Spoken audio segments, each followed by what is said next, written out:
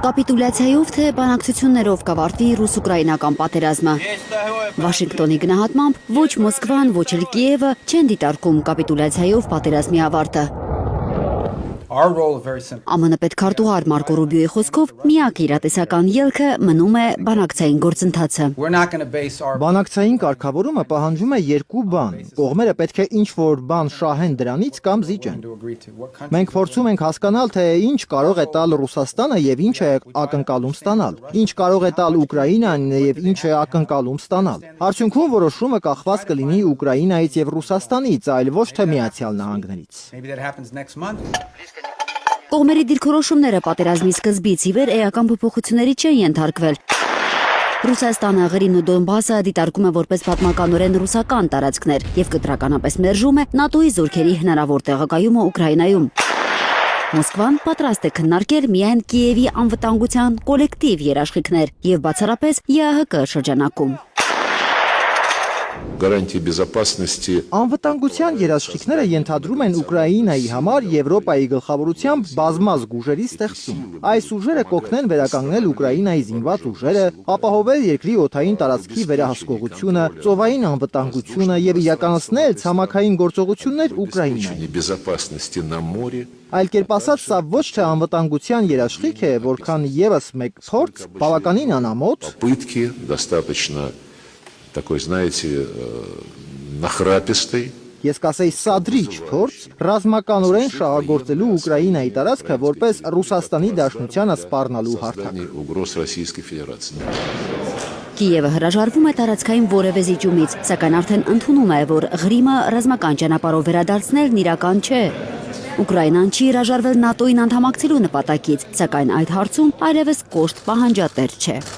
Կիևը պահանջում է վստահելի անվտանգության երաշխիքներ, ռազմական ու ֆինանսական։ Ուկրաինային Եվրամիության տրամադրած 90 միլիարդ եվրո վարկը Զելենսկիի համար կարևոր քաղաքական եւ տնտեսական հաղթաթուղթ է համարում ՆԱՏՕ-ի անդամ Լեհաստանը։ Վարշավայում գտնվող Զելենսկին շռայլ գովեստի խոսքեր է լսել վարչապետ Դոնալդ Տուսկից։ Ինձ համար ակնհայտ է, որ ձեր պայքարը մեր ընդհանուր պայքարն է, հանուն Եվրոպայի, Լեհաստանի եւ Ուկրաինայի։ Ես բարձր եմ գնահատում ձեր ջանքերը։ Դուք հերոս եք, ոչ միայն Ուկրաինայի, այլև Լեհաստանի համար։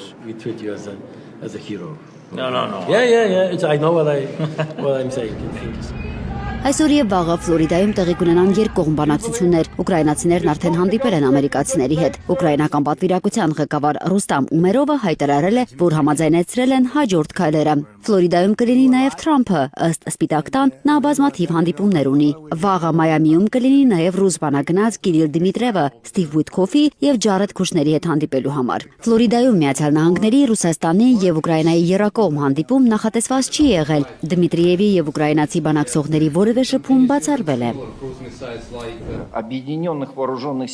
Ակտիվ բանակցությունների ֆոնի Մոսկվան հայտարարել է, որ խզում է 1992-ից 2002 թվականներին եվրոպական 10 երկրների՝ Գերմանիայի, Լեհաստանի, Ռումինիայի, Դանիայի, Նորվեգիայի, Նիդերլանդների, Խորվաթիայի, Բելգիայի եւ Չեխիայի հետ կնքված ռազմական պայմանագրերն ու Մեծ Բրիտանիայի հետ ստորագրված հուշագիրը։ Հակառակ կողմերի խաղաղության ձգտումներին ինտենսիվանում են նաև փոխադարձ հարվածները ջրում։ Առնվազն 8 մարդ զոհվել է, 27-ը վիրավորվել Օդեսայի մարզի նավահանգստին ռուսական հարվածներից։ Վնասվել են Նիկոլաևի մարզի էներգետիկ ենթակառուցվածքները։ Ուկրաինայի ռազմաօդային ուժերի տվյալներով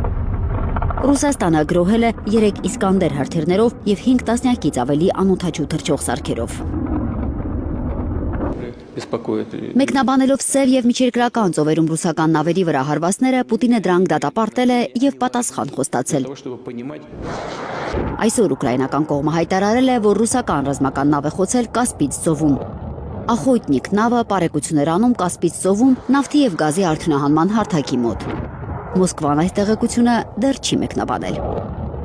Ծովինար Բարխուդարյան, Անի Ղանդիլյան, Հայլուր։